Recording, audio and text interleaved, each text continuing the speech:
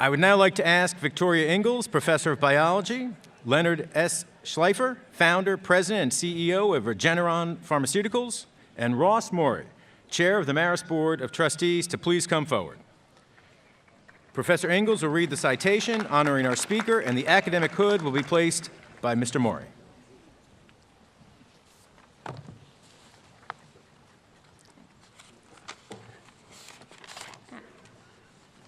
Len Schleifer, 30 years ago, you founded Regeneron with a strong guiding mission front and center to develop treatments to help people. And you have done just that. Through your lifelong passion for science and protecting human health, you have led biotechnology company that invents life-transforming medicines for people with serious illnesses, including the groundbreaking Eylea. This cutting-edge treatment has saved the vision of many people living with blindness-causing diseases, such as wet age-related macular degeneration. Of special note is the fact that Regeneron is widely lauded as a pharmaceutical company with a moral compass. And this is because of your ethical leadership. Just last year, Regeneron was recognized on the Civic 50 list of the most community-minded companies in the United States by Points of Light, the world's largest organization dedicated to volunteer service. Your commitment to employing a science-driven approach to developing new medicines is a direct outgrowth of your own impressive background as a neurologist and your passion for research. This commitment also extends to helping young people experience the joys of science. Your dedication to advancing STEM education has led to a number of initiatives, including the Sci2 Med Academy, a collaboration with Yonkers Partners in Education to broaden career horizons for students who are underrepresented in the sciences, the STEM Teaching Fellowship to develop highly trained science teachers, and the Regeneron Talent Search, the nation's most prestigious high school science research competition. Through this amazing work, you are laying the foundation for the next generation of scientists. Len Schleifer, in recognition of your accomplishments and your outspoken commitment to doing well by doing good, and for your embodiment of the principles of Marist College, the Board of Trustees proudly confers upon you the degree Doctor of Science, honoris causa.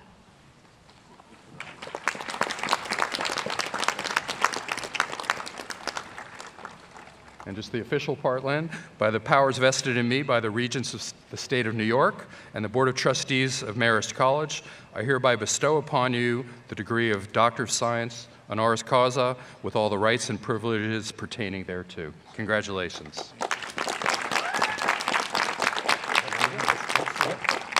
Ladies and gentlemen, your commencement speaker, Dr. Len Schleifer.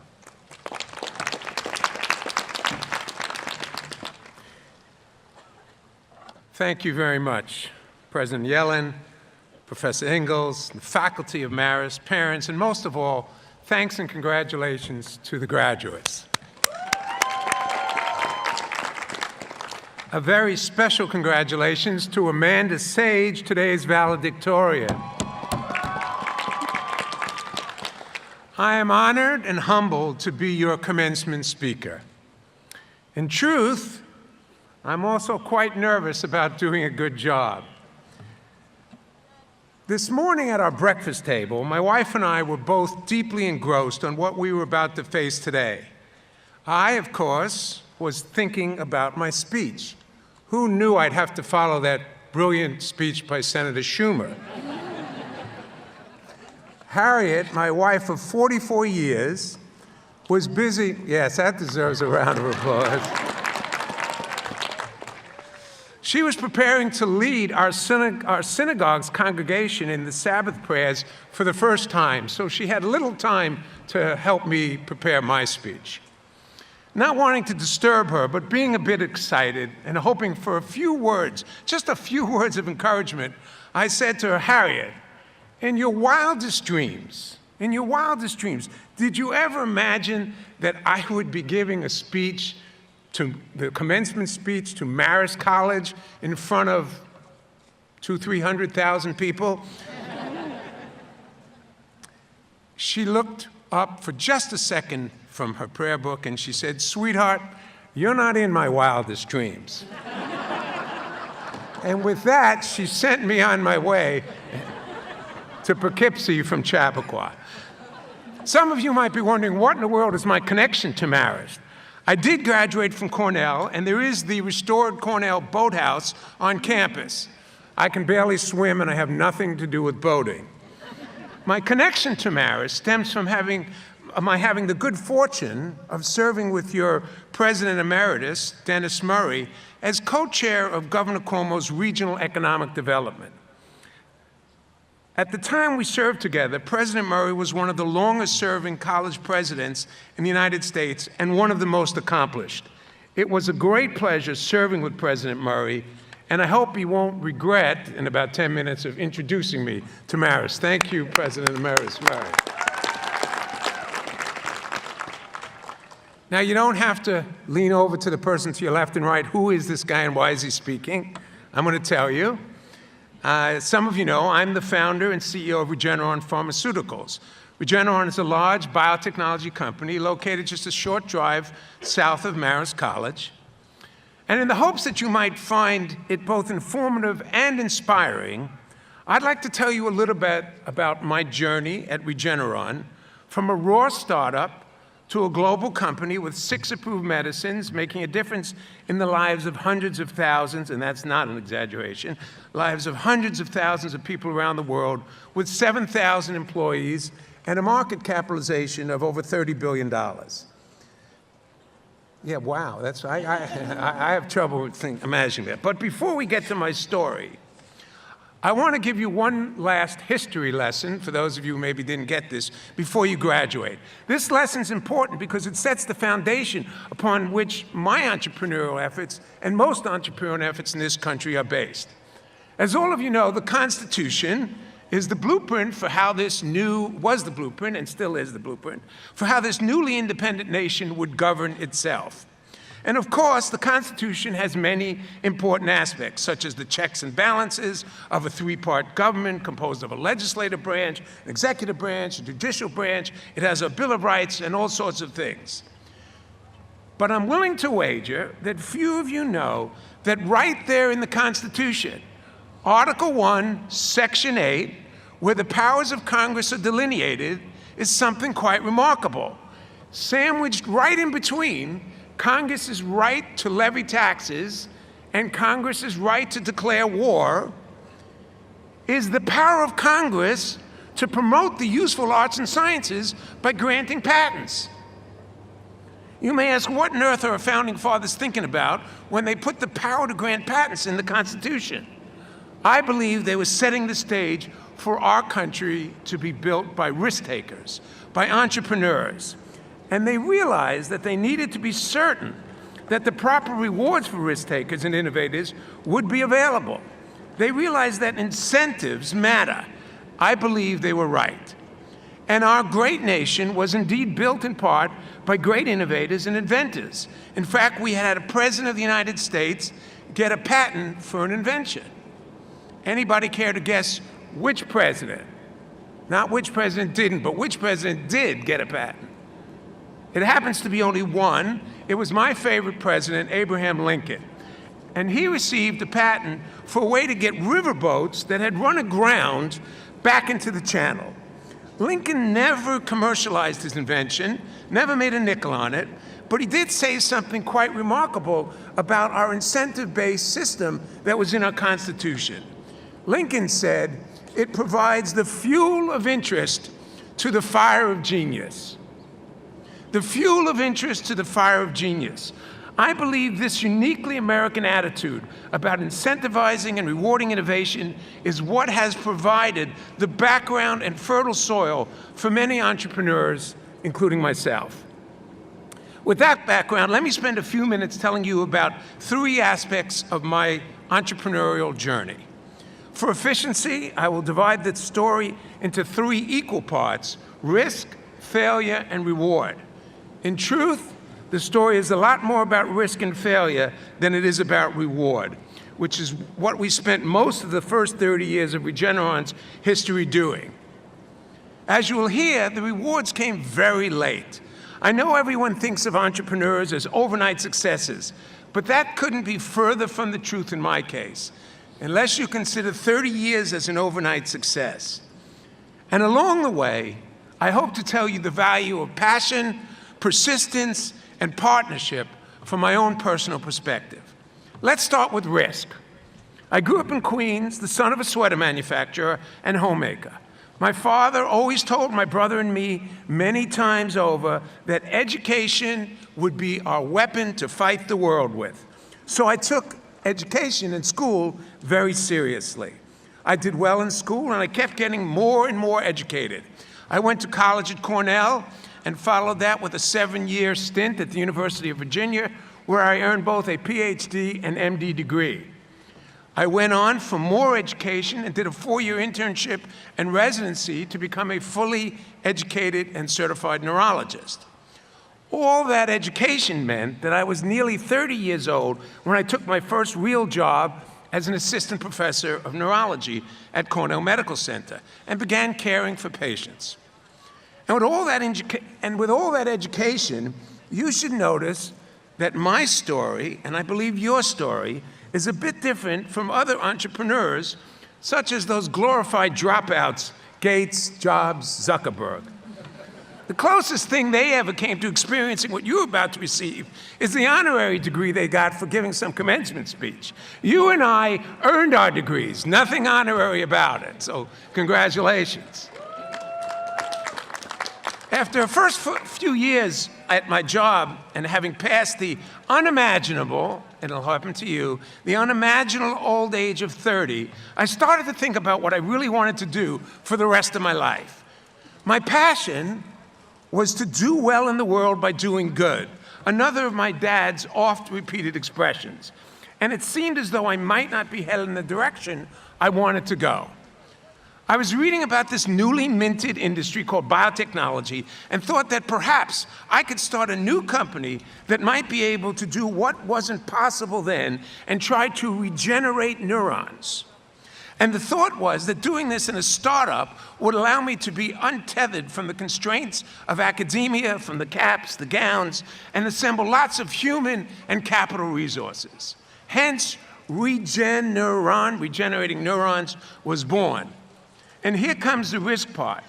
To do this right, I had realized that I'd have to leave my faculty position, cut my ties to the secure world of academia, and take the biggest risk of my life and found a company in an industry where everybody fails. In fact, it's estimated that more than 99% of drug programs just don't make it. Most startups fail, and in biotechnology, virtually every startup fails. And by the time the failure would come, my academic career opportunities, like a young athlete, would have been long gone. But I was passionate about wanting to give this brave new world a try, so I took the risk. But taking the risk, no matter how passionate you might be, doesn't necessarily mean doing it alone. In fact, I am most fortunate that from the days we opened the labs of Regeneron, I had the support of my life's partner, Harriet. She was willing to support my efforts while attending law school and raising a family. And she has been the perfect partner for me, despite my not being in her wildest dreams. At least not that she'll admit. In terms of a business partner, I was exceedingly lucky that a young superstar physician scientist named George Yancopoulos was willing to join forces with me and try and build a company that could truly make a difference in so many people's health and well-being. And for a while, things were going great. And I mean great. We were living the American dream. The science was going well. We went public with a $99 million IPO, which was one of the largest in the industry at the time. And we thought we were on our way to coming up with a cure or treatment for Lou Gehrig's disease, named after the great Yankee first baseman who succumbed to this terrible degenerative neurologic disease. We thought that pretty soon we'd get the positive results we were expecting. We'd have the satisfaction of treating all these people. We would do well financially. Heck, we expected that we'd have a permanent box seat behind first base at Yankee Stadium, just a few steps from where Lou Gehrig himself played. Spoiler alert, our first drug failed. Our second drug failed. Care to guess what happened to our third drug? Failed. Wall Street was merciless. Our stock dropped down to just a few bucks per share, and we were running out of money. Our corporate obituary was written prominently in the Wall Street Journal. If Marist had done a poll, they would have found that virtually no one outside the company thought we would survive. After each failure, my son claims I did not come out of my room for days on end. It's a slight exaggeration. Failure is valuable, but it certainly isn't fun. They say that Thomas Edison failed over 1,000 times before he invented the light bulb. He was asked how he felt about the tremendous amount of work he had done without generating any results. Edison smiled and said, "Results? Why, man, I got a lot of results. I know 1,000 ways not to make a light bulb." So like Edison, our passion to success remained, and this is where our persistence came into play. We would not give up. We would embrace failure as a learning opportunity. We would figure out a way to stay afloat until George and the team could discover something that would actually be good for patients with important disease, generate revenues, and satisfy our quite angry shareholders. Almost 25 years, older than most of you, almost 25 years into the history of this company, we had not turned a single dollar of profit. But then our persistence finally paid off. One of our drugs, known today as Eylea, was approved for the treatment of a form of macular degeneration and quickly became the gold standard of care for this sight-robbing disease. So in 2012, 24 years into this venture, we started to make a profit. Today, more than 15 million doses of Eylea have been given to patients around the globe. We have restored driving vision to some who could not drive. We have restored vision to those who could not read a story to their grandchildren. And we have prevented countless thousands of people from losing their vision. And the drug has generated global sales last year of around $6 billion. And then more drugs started to follow. Today, we have 6 drugs approved for conditions ranging from blinding diseases to high cholesterol to really bad eczema to atopic dermatitis. And later this year, we hope to have approval from the FDA for treatments for cancer and asthma. There are literally thousands of biotechnology companies today spending hundreds of billions of dollars. There are also hundreds of universities with great scientists investigating medical challenges. And yet, out of all of this, only about 20 to 40 new drugs are approved each year. And only a fraction of these diseases, these drugs are for diseases that impact large groups of people. Against these odds, in an industry where failure is the norm, we're now succeeding. You see, all those years where we were failures to the outside world, we were actually making critical progress. We were steadfastly building the tools that would lead to our eventual success. We invented a whole new platform for making best-in-class antibody drugs, which today serves as the backbone for many of our efforts. Looking back, perhaps the hardest thing was staying true to ourselves and not letting our critics push us off our path. By the way, I have been an outspoken, in case you're wondering, an outspoken individual in our industry about how drugs must be both accessible and affordable to the patients who need them. And we have created new paradigms on how to make sure patients get access to the drugs they need at a price they can afford. And I have been very critical of price gouges in our industry. But I think we can all agree that there must be adequate reward to encourage investors to take a chance on a highly risky biotechnology venture such as Regeneron. This investment is directly linked to finding the cures we need not only for today's diseases, but the scourges that will affect many of you, hopefully not too many of you, in years to come. The incentives and rewards that our founding fathers envisioned more than 200 years ago are more relevant than ever. But that's a debate for a different day. But why do we do all that? Why does it really matter? Shortly after Eylea was approved, we received a letter from a 5-year-old girl. It was made on construction paper, the kind you might remember using in kindergarten. On it, she had drawn a picture of her happy family and wrote in her little kid scrawl, and I quote, "Because of you, my daddy can see.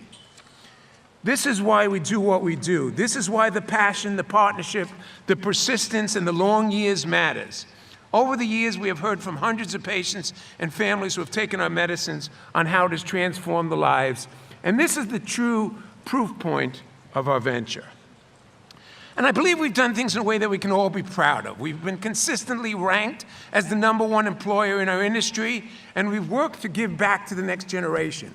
We have shared our stock with our employees, and I'm proud to say, people who've worked on the loading docks who've made $1 million with us. Regeneron committed $100 million to support the oldest science talent search in the nation. Used to be known when I went to high school as the Westinghouse Science Talent Search. I was a semifinalist. Thank goodness our chief scientist, George Yancopoulos, was a finalist and winner. It used to be known as the Intel Science Talent Search, and now it's known as the Regeneron Science Talent Search. As we continue to believe that investing in innovation is crucial to providing solutions for tomorrow. As I look back on this journey, it's really been about passion and drive. But the credit doesn't go exclusively to me, George, and our fantastic team. Our story is truly and uniquely an American story. It could have only taken place in our great nation. We have benefited from some unique aspects of our system, including relationships between academia and industry, the access to venture and risk capital, and the patent system I talked about that's in our Constitution. While we may have to worry about Russia interfering in our elections, we don't have to worry about them inventing any new drugs. They've never invented a single drug. They have no incentives. So as you move forward in the next phase of your lives and careers, I would encourage you to find something to do that you can be passionate about. Without that passion, you will lack the persistence to get through the failures you will surely meet along your journey. And please remember that good partners dramatically increase the chances of success, whatever you set out to do. And finally, in this world of wanting to become an overnight success, forget Gates, forget Zuckerberg, forget Jobs. Remember, it's important to do the whole thing, to start and to finish and set out to do something important. I hope our journey at Regeneron might serve as a useful lesson as you move forward. We're not finished at Regeneron. I am finished here. So I look forward to hearing about your journey. God bless.